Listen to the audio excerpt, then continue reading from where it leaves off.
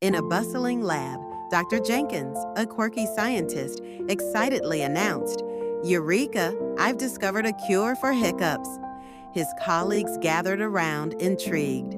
"It's simple," he continued. "Just hold your breath and think of a pink elephant."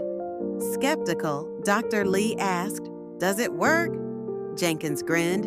"Well, it worked on my cat." Laughter erupted. "But cats don't get hiccups." Lee chuckled. Jenkins winked. "Exactly." The room filled with giggles, and Jenkins added, "Next I'll tackle sneezes." Hit the like button, subscribe, and leave a comment to support us.